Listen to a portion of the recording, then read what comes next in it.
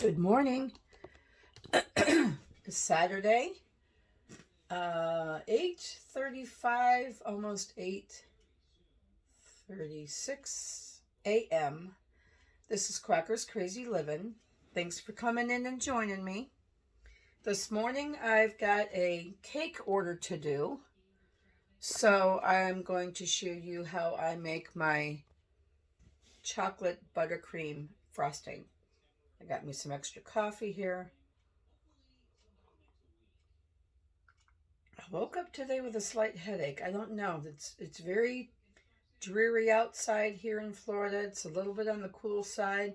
It's cloudy. It looks like it might rain later. I don't know if it's the barometric pressure. I don't know if I slept wrong. I just, you just wake up sometimes and you have these weird headaches. So I'm going to get started on my chocolate buttercream for you. This recipe originated from the Wilton Company. This is the Wilton Buttercream Frosting recipe with chocolate. It's a very good recipe. It's very chocolatey. It's not too overly rich, but if you do a triple chocolate cake, it is going to be very rich. But I am putting it today on a yellow cake for a lady's birthday. So I'm going to get started here. Hold on. I have all my things together. I got my mixer all cleaned.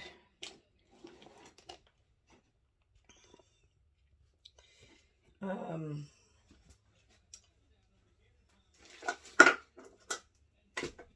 going to wipe out my measuring cup.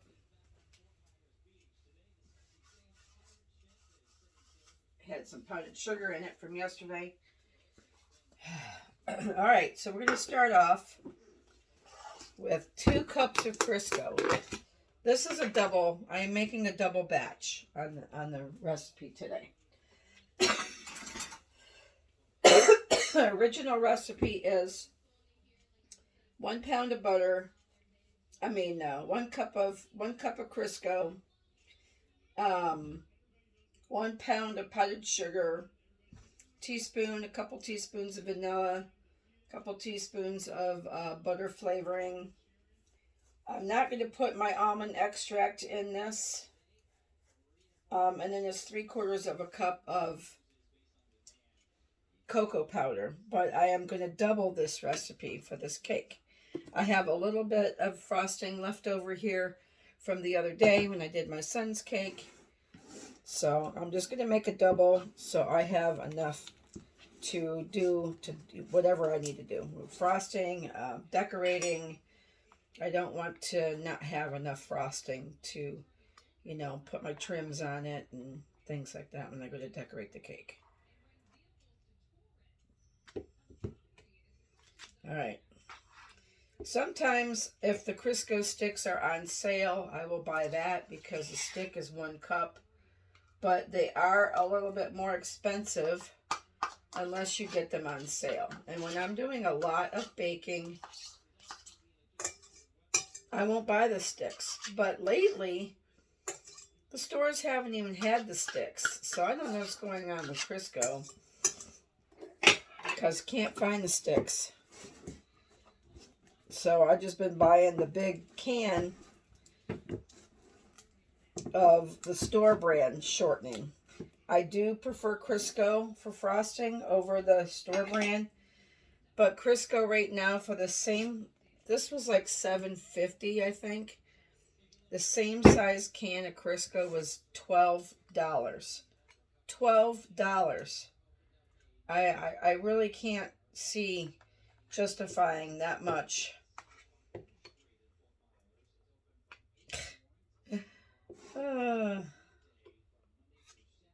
I just couldn't. I couldn't do it. And you might be able to find it different places at different prices at different stores. Because I'll do that. I'll find that a lot. I'll find that my Winn-Dixie is a lot higher than Walmart on certain items. And I was at Winn-Dixie when I was looking for the Crisco, and it was $12. And I'm like, no way. No way. People won't even pay me what my ingredients are worth and my time. They don't even want to pay me for that. You know, they'd rather go to Publix and pay $25 for what I call a cookie cutter cake, which is the cakes come in frozen from the Publix warehouse. They pull them out and they decorate them. Big deal.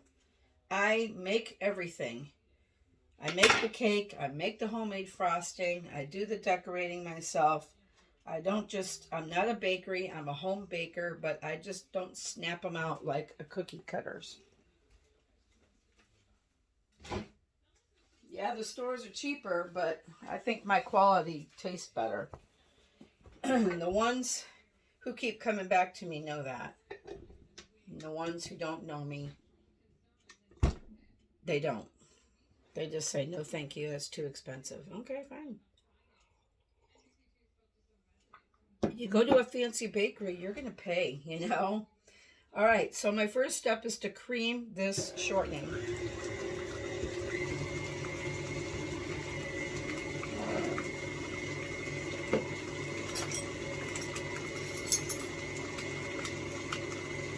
I'm going to add a tablespoon of vanilla butter flavoring, and yes, it's imitation butter flavoring.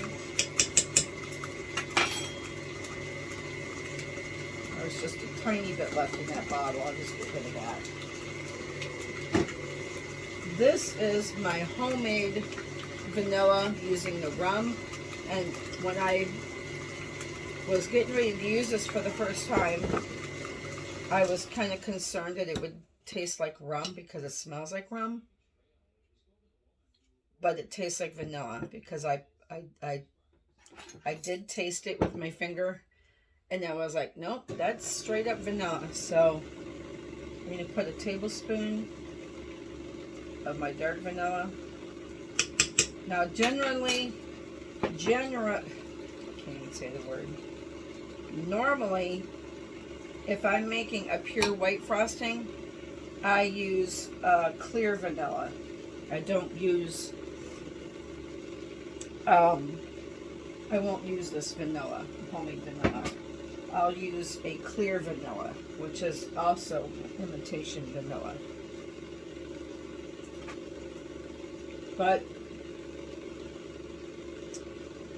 I have to have that when I'm making a white frosting, because you don't want to put, you know, a beige or a tinted looking vanilla into white frosting, because it will turn your color off. And also, when you're coloring it with food coloring, it will change the color. It won't come out the same as if you start with just pure white.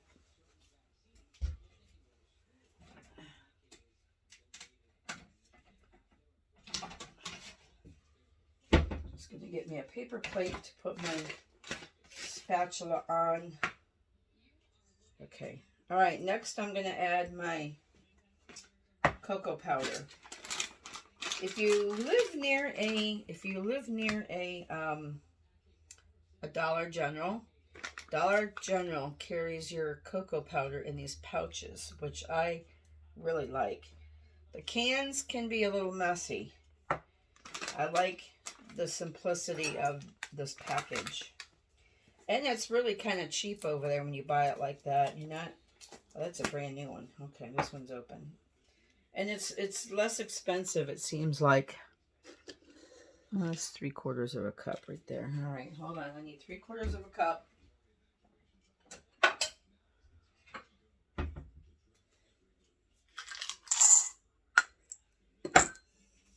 of cocoa powder. And I'm just going to measure it in my 3/4 cup measure twice.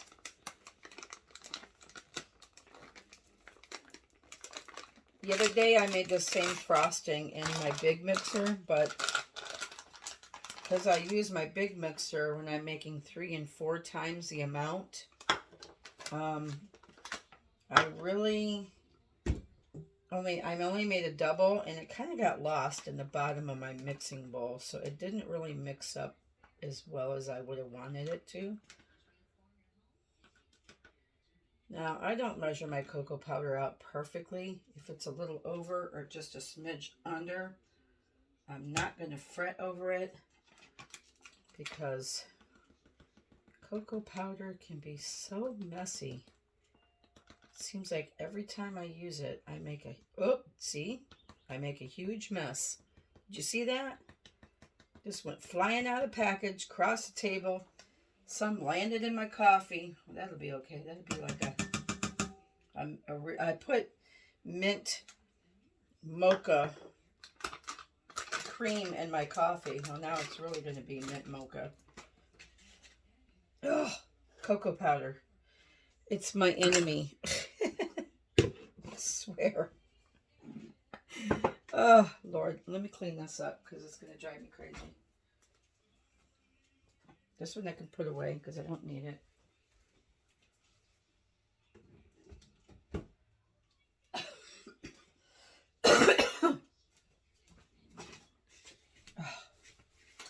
Lordy. I flew across the table.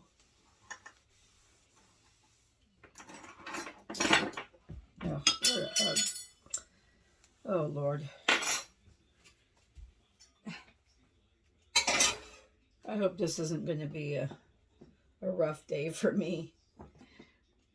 I need it to be an easy, good day. I got a lot to do because I had 2 orders. I had a dessert order for tomorrow afternoon, but it's not a lot of stuff. And I had a cake order for the same day. So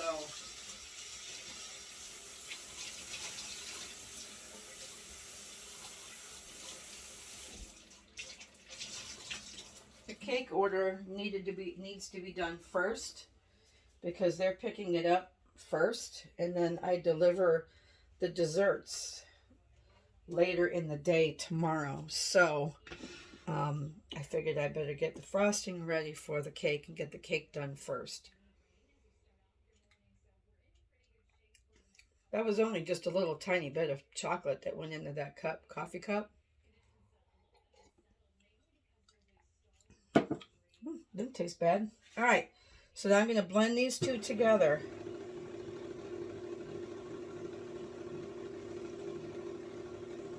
On low, or you're going to have cocoa powder everywhere. Then I need milk. I used to use heavy cream for this, but I stopped because sometimes the heavy cream makes it too hard to decorate with. If that makes any sense. So there's a couple tablespoons of milk in there so I can get this. I want it to get mixed up off the bottom. I want all that cocoa powder off the bottom of my mixer.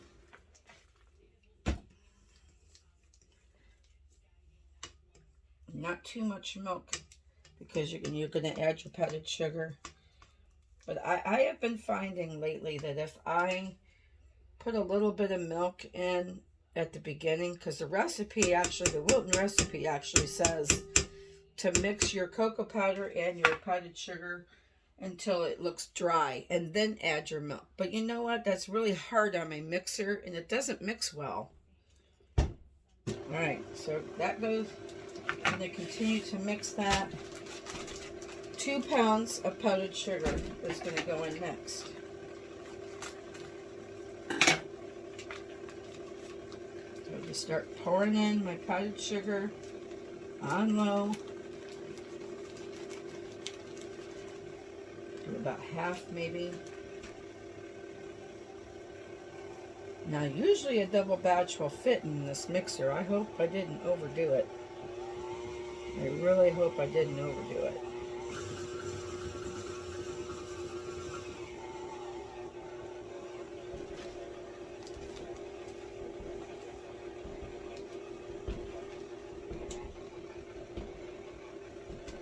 I have had this mixer for years.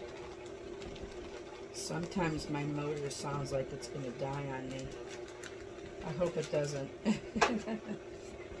I have my big mixer though too. A couple more tablespoons of milk.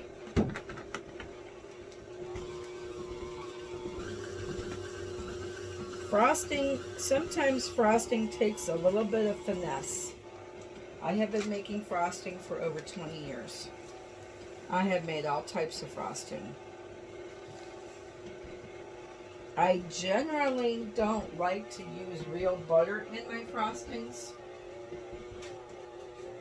because down here in Florida, sometimes it just comes out way too soft. All right, a couple more tablespoons of milk.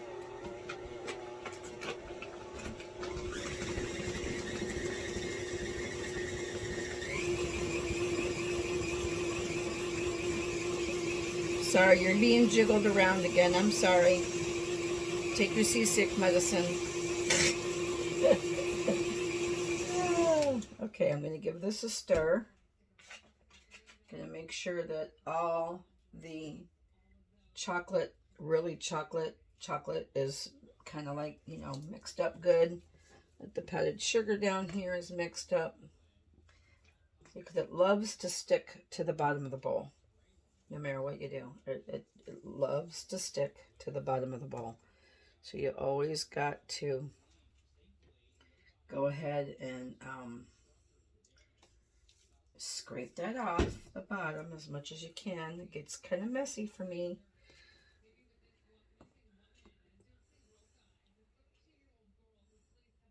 Try to taste it. Tastes delicious.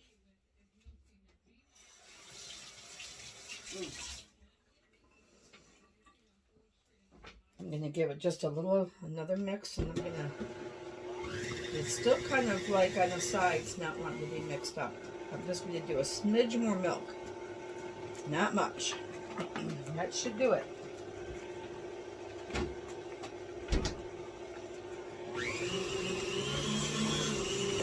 Whip the daylights out of it. I use my paddle attachment. I don't use a whip for this.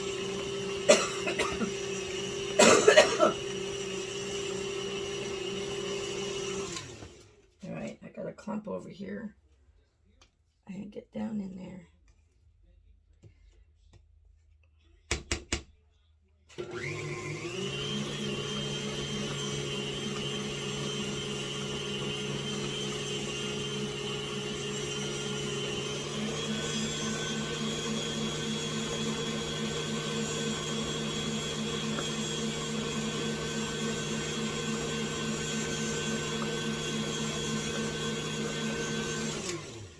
That's going to be it. Look at that. Looks delicious. It's nicely whipped. I always taste my stuff. You just have to. You have to taste it. Make sure. Sorry, I'm going to pick you up so you're not jostled all over the place. I have a teeny tiny apartment. I have a super, super small apartment, and I have no counter space to do this kind of a thing. So I have to use my kitchen table because it's all I got.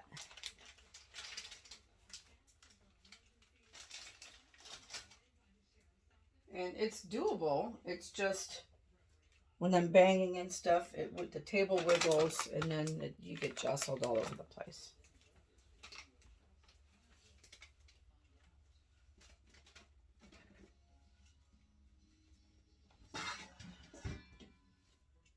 All right, I'm just going to transfer my frosting into a different bowl. Here's my other spatula. Because I'm just going to store it aside for now. I'm going to wash my bowl, and I got to do another frosting. But I'll come back for that one. That'll be a separate video. Sometimes when you're, you know, going to get this out of the bowl, you'll see a different color variation of chocolate in the bottom because of that cocoa powder. I find it's the best way. I tried to do the cocoa powder on top of the powdered sugar. That did not work for me. It was everywhere. So I tried to put the powdered sugar or the cocoa powder in the bowl with the Crisco first and get that mixed up. And then I add the powdered sugar. I don't know why. I'm not sure why the cocoa on the top of the powdered sugar makes it more messy. I don't understand why. I think because maybe the cocoa powder is a finer texture than the powdered sugar. You would think it's the same, but it's not. The texture, I think the texture of the cocoa powder is more fine. There's my frosting. It's all ready to go. So there you go. This is it for the Wilton chocolate buttercream frosting. If you like buttercream frosting, you're going to love this, especially if you're a chocolate person, because it is absolutely delicious. I mean, there is no other, I don't think there's a better buttercream. I mean, there might be when you're making homemade chocolate icing for something else, but I have to be careful with the temperatures down here in Florida. If I used an all butter chocolate buttercream, it would melt. This is stable. This holds up to temperatures. It hasn't melted on me yet. So that is all for this morning's episode of Crocker's Crazy Living. If you have not subscribed to my page and you like what you see, please hit the subscribe button, give me a thumbs up, like my page, ring the bell, you'll be notified, and share me with your friends. I would really, really appreciate that. Okay, I'll be back another time with another frosting recipe. Have a great day. It's Saturday. Have a great day. Have a wonderful weekend. Thank you for joining me, and I'll catch up with you next time. Have a good one. Bye.